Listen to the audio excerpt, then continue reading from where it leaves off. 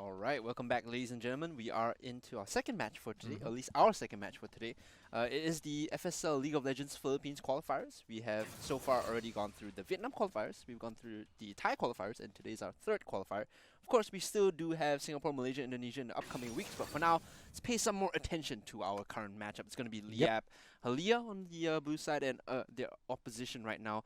I feel like we were joking about the name Sanzuwu, and then like we were all making like woo sounds, and I'm like, nah, man, that's not gonna fly. All right. Right now in the draft, we see the Orianna, Lucian, and Cassiopeia banned out. Insta-lock Ornn as well as Nami. The Ornn is no surprise for me, but meanwhile on the opposite side, Set, Garen, as well as Morgana. We get the MF Leona bot lane, which is in my books rather OP.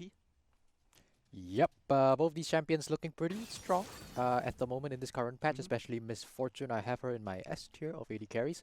I think Leona right now is just shutting down a lot of choices coming from the side of Smart Liyab. that they banned the Morgana as well if they wanted the Leona. The interesting thing as well is that Jarvan was left open, so if you can pick up Jarvan to round out this first draft, you actually get a pretty decent setup for wombo combos. And I say that in a very loose sense for wombo combo because it's more of area control, and like, that term sounds cliched, overused from us, but the goal of playing these compositions is that it's very simple to execute. Very low margin for error. All you have to do is literally shout who you want to CC, and everyone is just going to focus that guy and play around CC and controlling the area. There you go, the Jarvan ban, because they know they have Leona, they have MF, Jarvan just makes it too easy, Orianna makes it too easy. We have to take away these champions that can control areas. Yeah, Jarvan at this in this current patch is actually, I think, the strongest jungler. So the fact that you don't pick it up in the first rotation just shows to me that I don't think you're really ready to play it. So the fact that it got banned away, probably for the best coming in from the side of Liyab, because I think honestly, if Sanzuwu picked up the Jarvan instead of the Ahri there, I think they would have just straight up won the draft at that point. You would have had a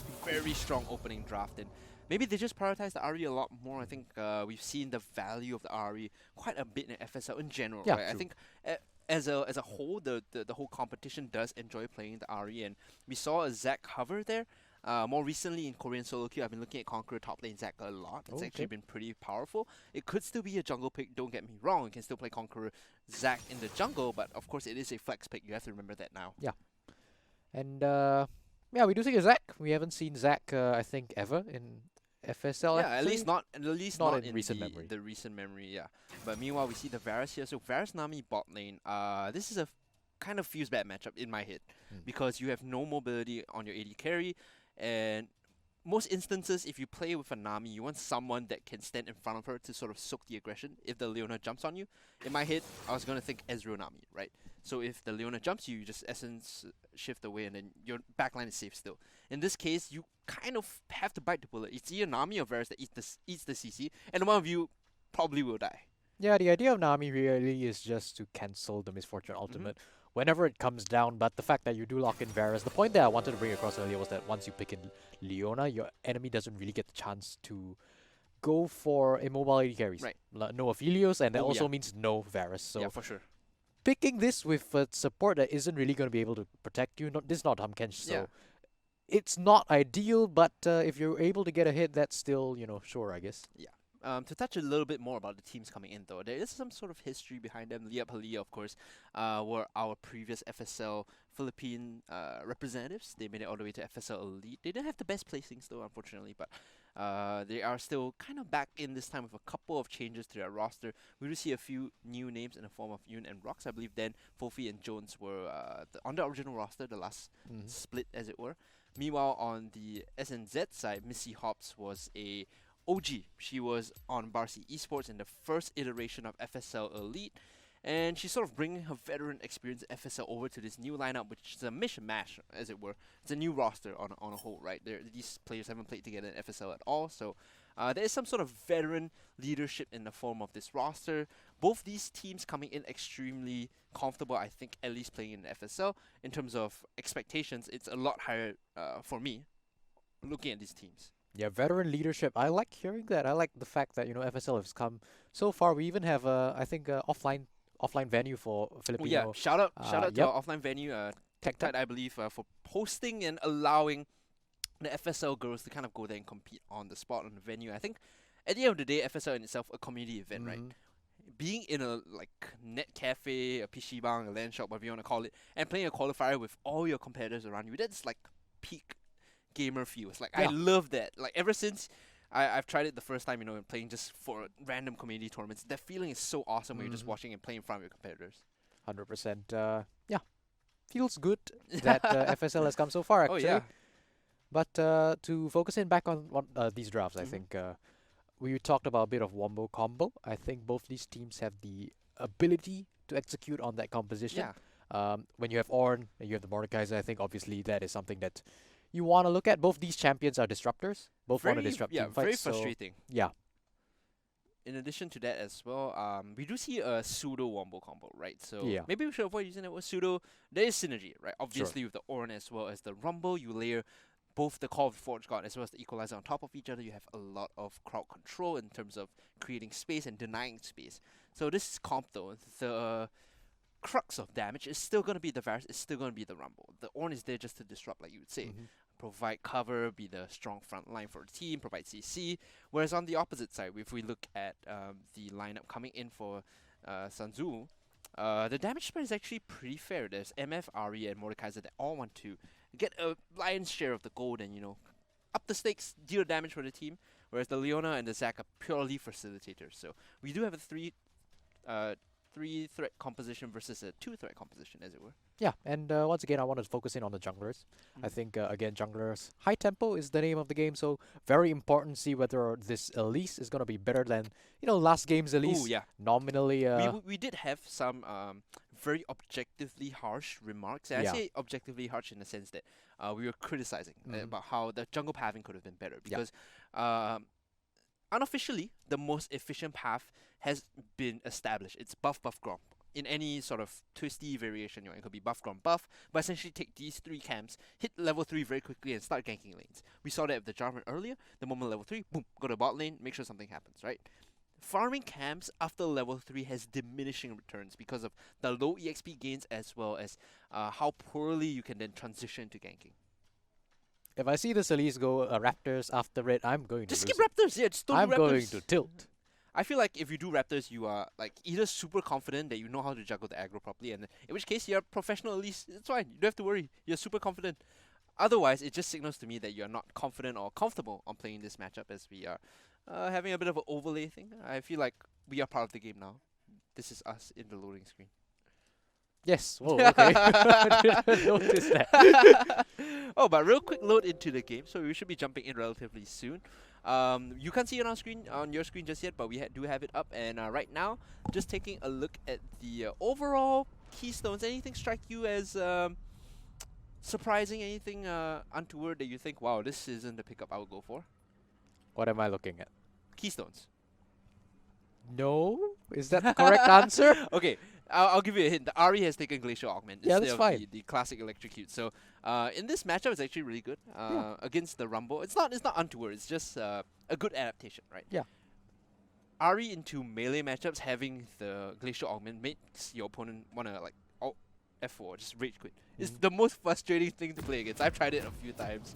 You just auto you have like a 20% slow, and they throw all of Deception, guaranteed hit. You just don't want to play the game. It's the worst.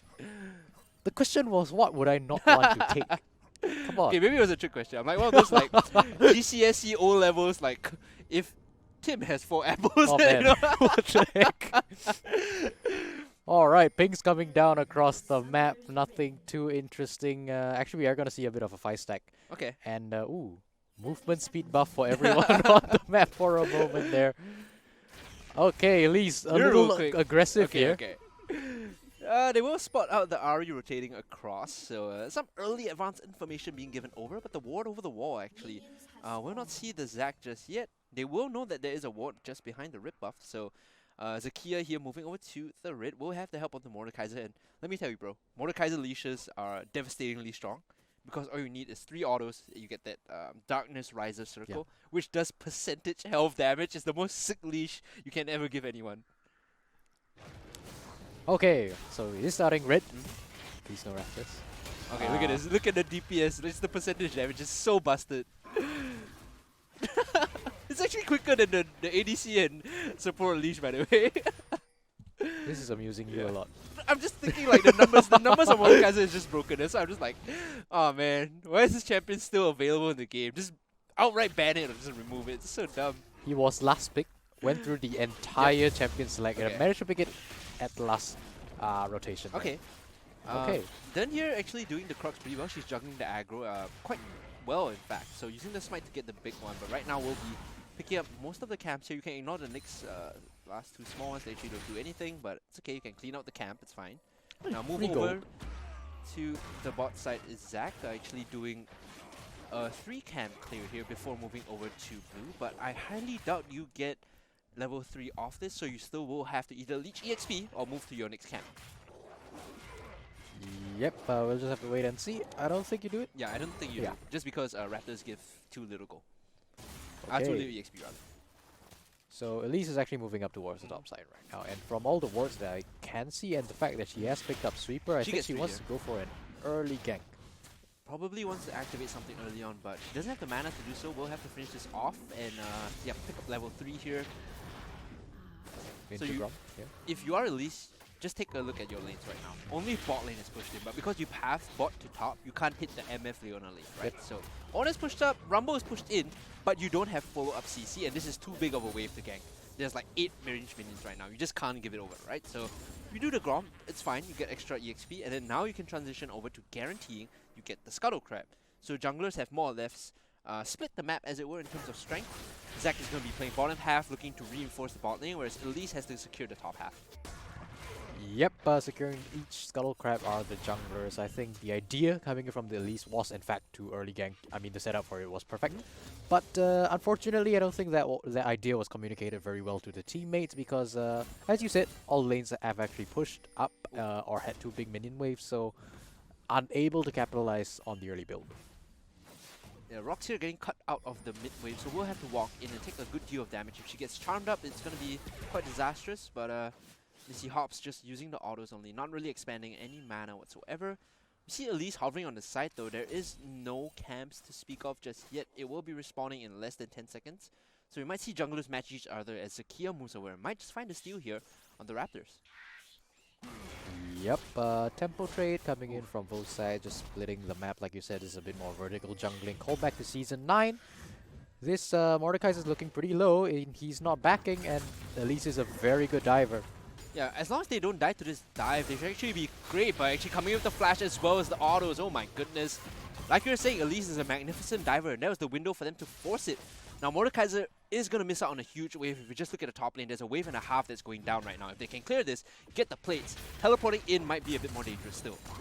Yeah, they aren't going to pick up a plate though, so they actually might. And Elise is actually going to back. So not much of a threat coming in now that the Mordekaiser has teleported back in. So not too much gold lost, but giving away first blood is still not something you want to do. Problem is the Mordekaiser is going to hit level 6 later than the Ornn and does not have TP. So if Jones wants to make a play on the bot side and force things and reverse situations, suddenly the top lane strength becomes a global strength. And we do have to keep in mind that the Elise is now on the 1 kill, so pretty much stronger than the Zac, especially in the early game. Elise is of course an early game jungler, so her impact on the map now has to increase. She has to continue looking for advantages elsewhere, hopefully now looking towards the bot side. So hit level 6, the wave is Okay. in a weird position, so you can't force the all in, of course. You can still chunk the Mordekaiser out, you just don't want to waste your ultimate for that. You do have kill threat, like I mentioned earlier, in the bot side if you make a teleport play happen. The ward right there, the MF Leona has just crossed, is actually a great ward for TP flank. Okay, looking at both junglers right now since the dragon has actually come online. You would think that Sanzuwu has the advantage over the objective, but we are going to see Elise jump over and clear a bit of vision. Oh, there you go, the teleport flank, like we mentioned earlier, they're forcing this play. Call of the Forge God is available, but they will not use it. In fact, they were just afraid that Elise was going to get capitalized on. Right now you can see the top lane wave is actually manipulated to push in, so this Ornn is not losing anything by being here. In fact, this is a great strength that they can use to force the fight. They forced the knockups on 2 members and now they're going back in. Not really landing the chain CC though as Zac comes in. There was a bit of a mismanaged call coming in from the side of Liyab. You could see the call was to go in, they forced it, but they weren't juggling the CC properly. Yeah, and you would think that if that gank had gone well, they could have capitalized that into a jungle, into a dragon clear rather. But unfortunately, a few whiffed abilities means that they don't actually manage to do that. They give Mordekaiser a free push, and now he's gonna get a bit of an a bit of opportunity to equalize the goal in this top side by taking a plate. Here's the thing though, the fact that they are playing to the right calls right now, understanding that top power can be translated to the bot half, is still a good fundamental understanding of League of Legends. It's just the execution that leaves a bit to be desired, which is fine. You can always practice and work on execution. The fundamentals of the game is there for them right now. So if you can display this level of fundamentals at the start, it's always a good sign. Moving forward, slowly advancing, it's a good sign. Okay, we're gonna see the junglers with the help of their lanes actually now pushing in towards each other, setting up vision yet again for the dragon. So this is Ocean, so you roll the odds. From now on, you won't have a Ocean roll for the next, the consecutive after the second one. So I feel like depending on your RNG, the consistent Drakes might be what makes or breaks the game. Because looking at the composition, if you get a row of Infernos for the side of Liyab as well as Sanzuwu, both of them really want the Infernos right now. Yeah. Well, get Infernal Soul. So Infernal I guess Soul that's is a like plus. It's chef's kiss value for this team. Okay, we did see Rift Herald actually appear and a ping coming down, a missing ping. So we are gonna see possibly the map split, vision split from both the dragon and the Rift Herald, as both teams begin to set up for either objective. Interesting that Varus did opt for the BF sword, not the Blade of the Ruin King build. So it might indicate that they're moving towards the Essence Reaver crit Varus, which is not super ideal.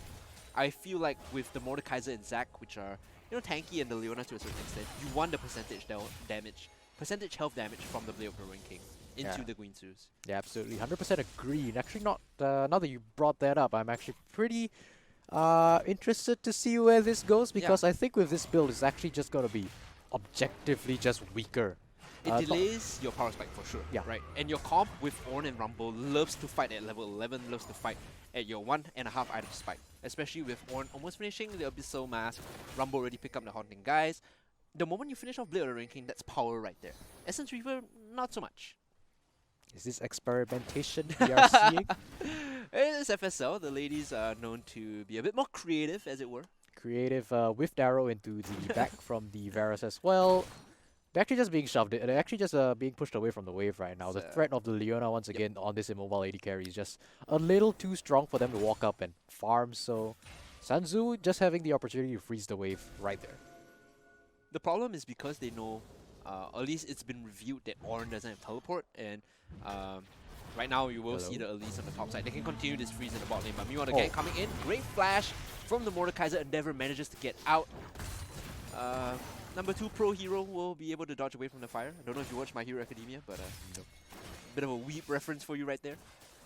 Alright, well, Elise is, I believe, actually going to start out the Rift Herald, and it's going to be an objective trade. Sanzuwu is actually going to go for the Ocean Dragon.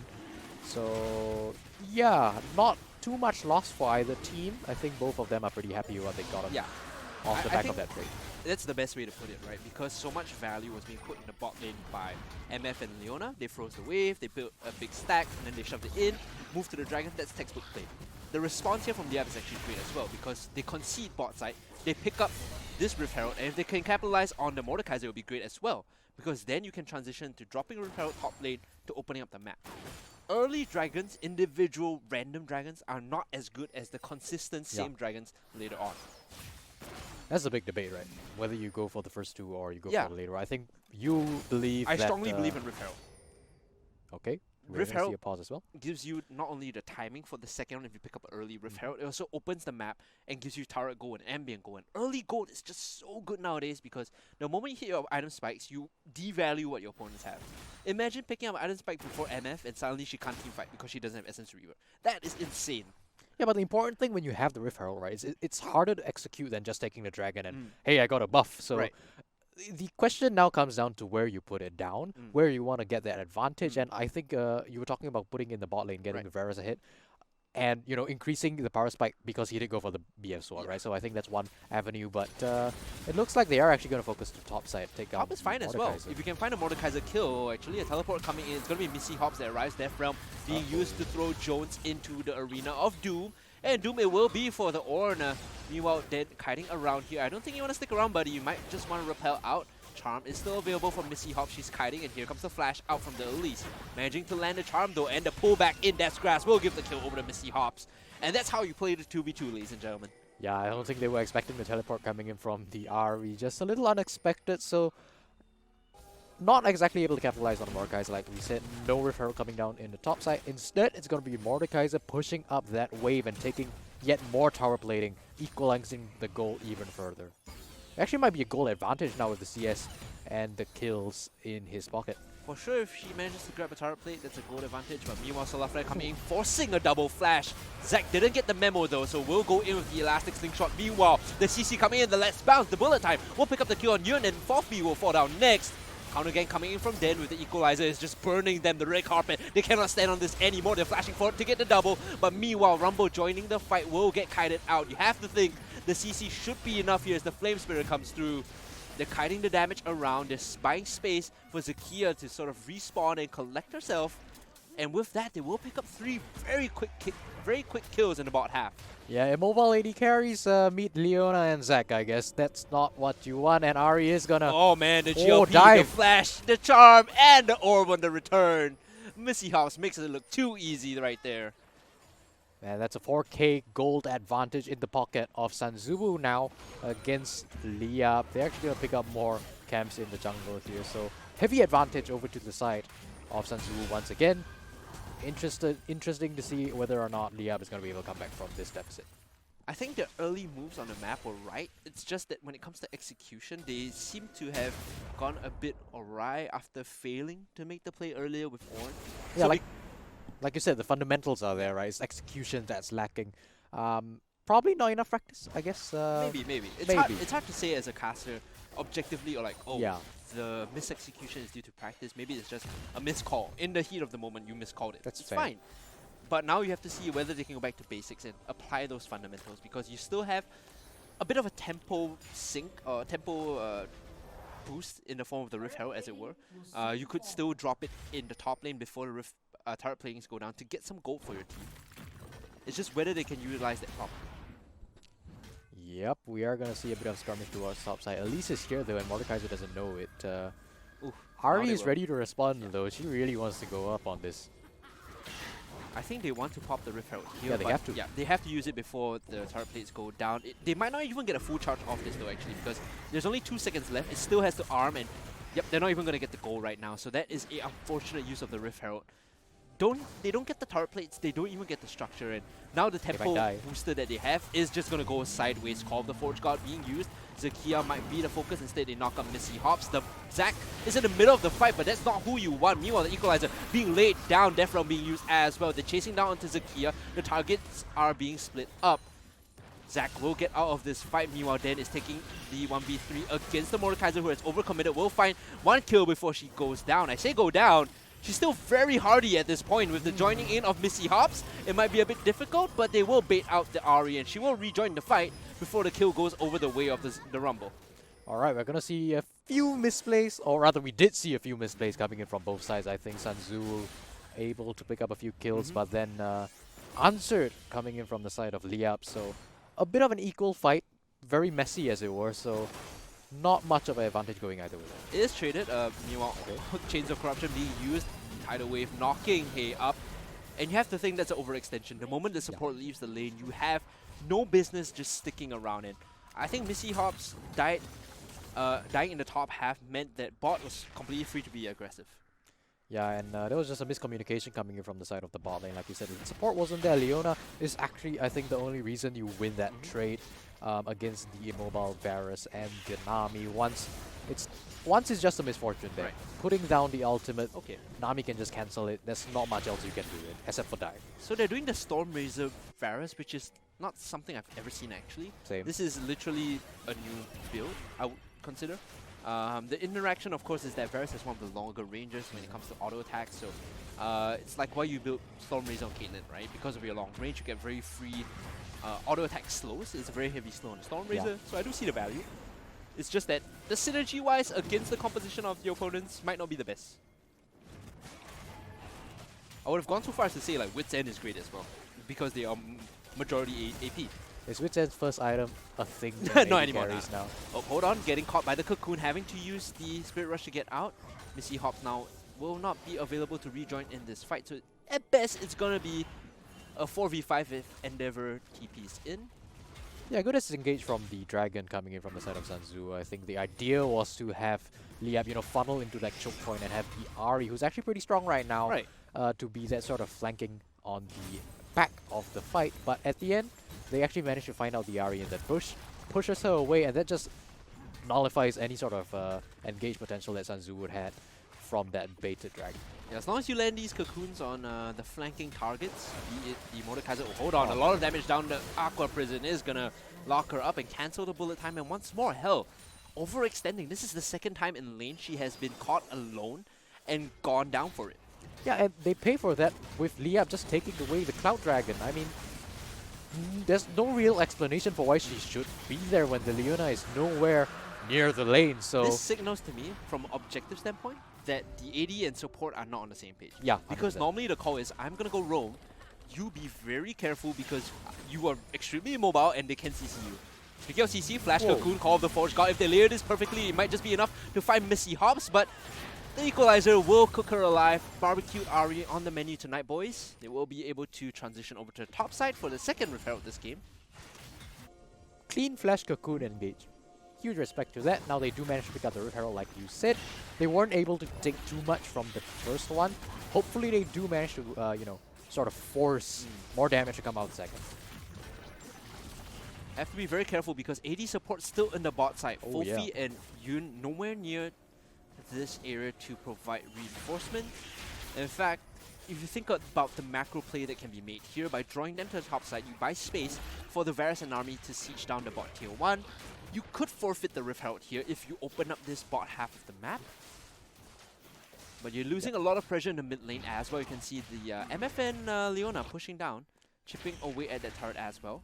Yeah, I actually don't even think they know that the Rift Herald is being taken. They have no vision anywhere near that objective. So Ornn's actually going to spot it out here, but not much he can do with priority in the mid lane going over to Sanzuwu. So if he oversteps here, can actually get collapsed upon very quickly. They don't have the wave, they don't have any sort of advanced inside track to this, so they will be caught off guard here, getting charmed up. Rumble, though, does have the equalizer if they want to force this fight, has to put it inside the pit, otherwise it's going to go the way of hell. So the AD carry picking up the Rift Herald, not the ideal situation, but they could use it to break open mid-tier 1. Yeah, that could have definitely been much worse. I mean, the Mordekaiser did have TP, and that was, in fact, a 4v3. So just backing away is Liyab, and I think that was the good play, the best play, rather, as they do lose at mid turret, and the Rift Herald does come down after. Yeah, I like this though. They will get a second charge. Meanwhile, the charm on top of the Ornn. They're going to layer the CCs though, as Jones has to flash away. The Solar Eclipse as well on top of the Ornn, buying a lot of space with the Unstoppable. Gets the counter kill on the Ari on the back, and hell, now having to flash out will go down eventually to the Equalizer as well as the turret hits. So a mismanaged dive coming in. You have to think that was misplayed heavily. Meanwhile, Endeavor cannot go under the turret right now. Bit of a waste of the Death Realm, but Liyab pull through in that fight in the mid lane. They lose 2, they get 3, and they still keep mid-tier 2 alive. Yeah, that was a way too overzealous turret dive coming in from the side of Sanzuwu. I mean, the Ornn, I honestly just think that they weren't expecting Ornn to be that tanky. He survived for way longer than he looked like he should have, and the fact that he was able to do that just allowed Liyab to pick up those kills on the back end of that fight. If it's anyone else aside from Ornn, you're like, okay, we hit the charm, we can definitely find the kill with the CC. But because it's Ornn, because you can use the Bell's Breath to make yourself unstoppable, you just kite away from all the CC and you go back in for seconds, right? So frustrating to deal with. You see them throwing everything at him, like, why is he not dying? Why won't you die? But eventually they will find 3 kills, like we said. They managed to close a bit of the gold gap. Yeah. They are still in a deficit, make no mistake. Of course, Liyab still trying to fight for these massive team fights. We saw the value of the Equalizer on top of the Call of the Forge God. Even though Misfortune was fully channeling bullet time, they don't really have an avenue to keep the damage going. Yeah, 1k goal is not exactly all that much at the moment. I think at this point, Rumble should be the one with the highest gold. So Rumble does a lot of damage. good pick in the mid lane. I think we really get to look for the equalizers Right. coming down in the subsequent fights to see how they will really go. And Rox has been spot on with these equalizers. Yeah. Like, she has been putting them in the right spot to deny and control space very well. Ooh! Almost had to smite it away. Okay, actually gonna get spotted out as well on the control ward. Dragon's gonna be spawning in less than a minute, so very important for both teams to begin pathing towards that objective, placing down some wards. Sanzuwu are gonna be the first on the trigger here. They are gonna put down some vision deep behind the pit. And Liyab, what is gonna be their answer? Remember that the individual mountain dragons, for the most part, are not valuable. Like, sure, you get the MR, you get the armor. That's great on Zac, that's great on Ornn. The mountain soul, though, is completely broken. Yeah. Like, the shield that you get from just being out of combat makes it so frustrating because you can just keep dipping into fights, burning the shields, and then coming out. Right? So you definitely do want to play for the mountain soul. And I think both teams understand this, which is why they're moving to the bot side. They know bot tier 1 is a free siege. If they can knock this down, they can move over to the dragon for free. Yeah, both teams really benefit from just taking the individual dragons as well, right? I mean, you have tanky members on both sides. I think Sanzuwu are nominally Oh on no! better. Missing boy. the elastic slingshot. Now Zakia is in a lot of trouble. The solar eclipse, or solar flare rather, is going to land on top of Rox. But here comes the equalizer, forcing everyone away. You have heat, you have water, you have everything in between. And there goes the Leona. Now Hell is in a spot of trouble. Getting zoned out by Jones. Missy Hops coming in, charming the Ahri up. Chains of Corruption is going to find a kill on top of the Misfortune. And now Missy Hops having to flash away from the wall. That was Rise of the Elements if I've ever seen it. You have the fire from the Equalizer as well as the Tidal Wave. My goodness, no way out. Yeah, absolutely. Equalizer coming in from the Rumble, chunking out a lot of the members from the side of Sanzuwu. Heat, HGAT, high explosive, anti-tank. My goodness, now they find a mountain, and this Ornn just got that much harder to kill. You thought he was difficult before?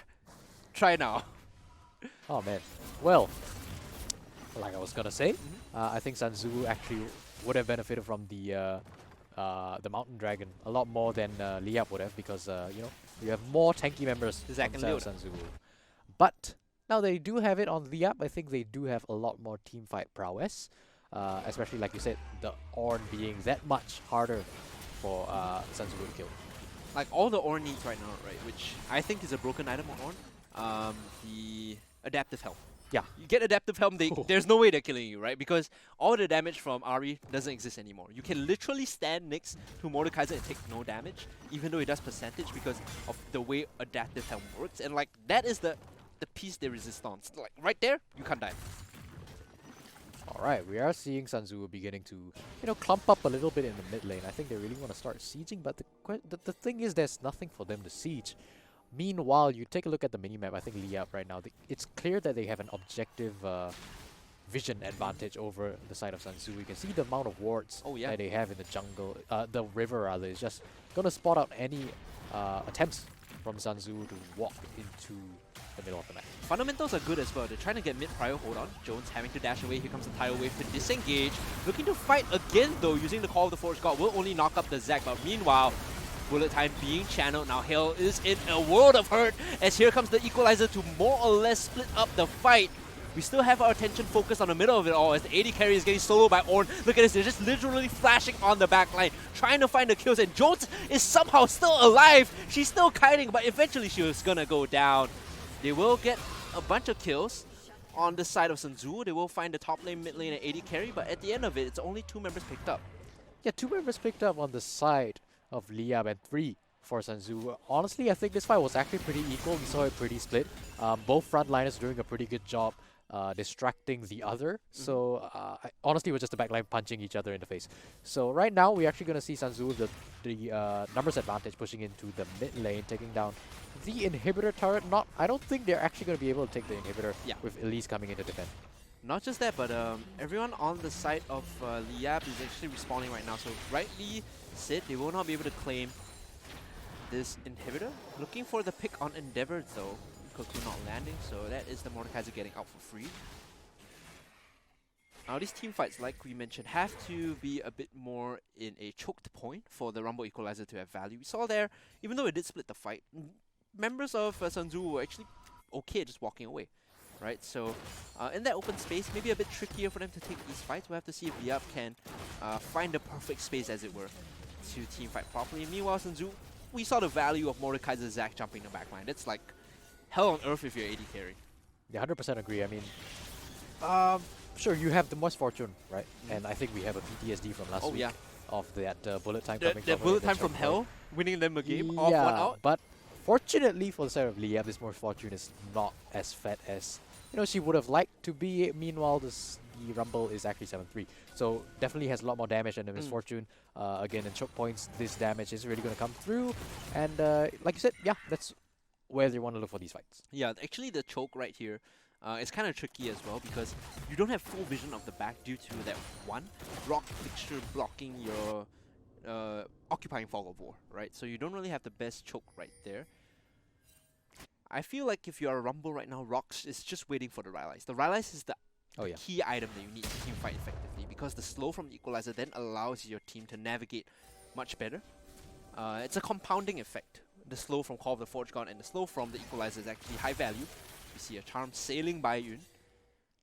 We are going to see a bit more of a vision war towards the Baron. I think both teams understanding that that is the next major objective to take 27 minutes into the game. Ooh, honestly, I inside thought track. there were more wards coming down for Sanzuwu, but it doesn't seem to be the case. So Very good inside track here coming in from Liyab. They actually managed to find a lot of damage onto this. They don't want to hard commit because they see the Zag channeling the Elastic Slingshot.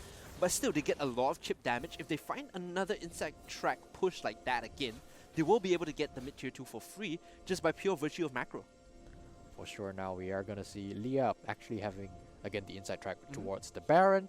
Nami with the Sweeper is going to be able to clear out some of the wards that Sanzuwu did put down before. Jumping over the Blast Cone as well, Elise is going to be able to find that one control ward inside. And like our observer is kindly showing us, no vision whatsoever from the side of Sanzuwu around here until that one control ward is thrown back across again.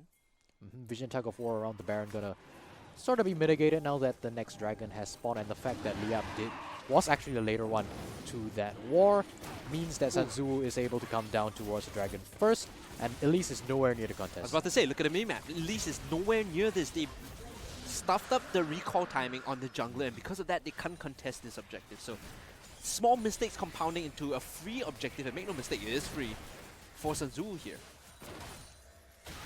And now they are just going to continue pushing in. Neither team really having a decisive advantage in Dragons right now. You can see it's equal towards both sides. And yeah, some pretty equal team fights I think we've been seeing back and forth. It's just going to continue, I think. It's going to come down to individual execution. Definitely team-based execution now when it comes to the team fights. There is no clear advantage when it comes to both sides, right? Of course, you could just send the Mordekaiser to the side lane right now, but the Ornn is more than capable of holding her own, or his own, in the side lane. There is no way that I think Mordekaiser can effectively solo kill the Ornn, barring a huge misplay. And because both of them do have TP, I would like to see them play the side lanes and collect farm a bit more, as opposed to just NA ramming the mid lane. NA ram. Yeah. Alright, okay, we are gonna see Liyab beginning the path towards the Baron. They're gonna start it up, but that control ward that he just killed actually is gonna spot it out, so Sanzuwu knows that they're doing this, but Zach is on the bottom side of the map, not exactly sure what he's doing. Teleport coming from Mordekaiser. Remember that this is a Varus that does not have Blade of the Ruined King, so the Baron is going to go down super slowly, and they have to turn if they need to. Solar Flare on top of two members. Where is the Rumble Equalizer though? As the bullet time rips them to shreds. The tidal wave actually not doing anything. The backline getting purely eviscerated right now. Fofi having to run for her life as the Mordekaiser tunnels down on top of her, and this should be Sanzuwu just cleaning up the fight. Jones, the second last member to go down, should not be able to stand for much longer. The only member that gets out is Rocks, and you have to think that Baron call was a huge mistake for Liyab. Absolutely a huge mistake. The execution on the back of that fight was absolutely not ideal either. You could see that Rumble with the ultimate not exactly doing all that much damage. Meanwhile, Misfortune was able to pump tons and tons of damage into the backline of Liyab. Now they're going to secure the Baron, they're going to back and reset, and now they do have quite the sizable gold advantage. And guess why Rumble did nothing that fight? Open space in the river. What is Equalizer going to do? They'll just say, oh, thank you very much for laying out this red carpet. I'm going to walk away. And because they have members that can get on the backline very quickly, can isolate key members, Sanzuwu just wipe up and clean up the fight. Absolutely. Now they're going to see... Honestly, I think now they can revert to the NARM. They are able to be strong enough to continue pushing with the help of the Baron minions. And just their goal advantage. I think they can look for these fights, not even have to be in the choke point anymore. Liyab trying to make a sneaky play here. This is something I actually really love. If your opponents have Baron and you have vision on the opposite side of Baron, you force them to face check you. You force them to walk into you and you find picks, right? Because that's the quickest way to get rid of Baron. And right now you can see Sanzuwu is just walking up the mid lane, not face checking anything, literally just getting the wave up so they have prio and they have control of the mid lane through minion waves pushing forward. Yeah, This forces Liyab to go back. They actually have the inside track right now. They're actually going to walk it in. And you can see Liyab, Nami and Rumble not able to get to the wave quickly enough. They do manage to get it before this wave managed to crash. But you would think that if these objectives in the mid lane were actually there, they would be gone by now. Oh yeah, for sure. Good discipline from Sanzuwu here, understanding. If we don't face check, we won't get caught, we won't lose Baron. So all we have to do is just group and find picks. And they're looking for it right now as Solar Flare is going to whiff on top of the Elise.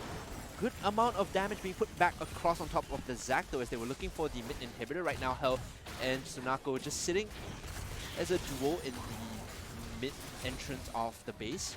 Yeah, they're just keeping Liyab busy right now, right? It's a 1-3-1, the Mordekaiser and the Ahri are actually pushing in the side waves, while the 3-stack is actually just ferrying minions into the base. All they have to do is just stand here and look scary, right? Because the wave is going to push in eventually. Liyab cannot commit, and if they force a fight like this in an open space, they cannot do anything because there isn't enough CC or damage to come through. Now the bullet time is just going to rip the back line apart. Here comes Endeavor joining in. Elise immediately eradicated from the map. Jones now falling very low as well, chasing for it. Kofi almost dead, but will be able to get out. I say that completely smushed by the Zac as she reforms, and right now Jones probably is going to die as well. Members of Liyab falling 1, 2, 3, 4, 5 like flies. And this should be the game coming in. Sanzuwu with a massive micro and macro outplay in the last seconds of the game managed to close this one out. Yeah, huge outplays. Great execution coming in from Sanzuwu. We harped on the fact that Liyab wasn't actually able to execute very well in the early game, and what do you know? In the late game, it comes back to bite them in the butt once again. I'd like to bring up the idea, you know, the word is execution, execution, execution. And the way they used the Baron buff in the last 3 minutes, so clean. Yeah. Understanding, one, we don't have to face check, because the moment one person dies, we can't push together. All we have to do is just walk in as 5, be very disciplined about getting the inside track first, and then once the wave crashes, side laners walk out, Mordekaiser and Ahri go to the side lanes and push in together. If they force on us, it's fine. We'll just collapse because we're so near to the base anyway. We'll take that fight. Miss Fortune just sits in the back, pops bullet time. If you guys want to force, by all means. Yeah, that was just a very clean game coming in from the side of Sanzuwu. Liyab, unfortunately, is going to actually progress to the lower bracket now, I believe. Still has a chance to clean up their play, and hopefully we'll see them later on in the bracket. But like I said, you know, when I look at both these teams, very high expectations coming in. Very storied veteran leadership. It's very clear that you could see on both sides. The fundamentals are there. There's a reason why they've both made it into very late stages. And I say they, right? Certain players in these teams have made it to late stages of the FSL qualifiers because they understand the basics and the fundamentals. Dropping to low bracket is not necessarily the worst thing for Liyab because it gives them space to sort of reset and find out what went wrong in the execution. Whereas for Sanzuwu, I think as long as they keep to this level of play, Missy Hops, if she's calling the shots right now, she's doing a fantastic job. They just have to stay on point. Absolutely, and I believe with that, we're going to go to a short break. We'll have more games for you coming up, so don't go anywhere.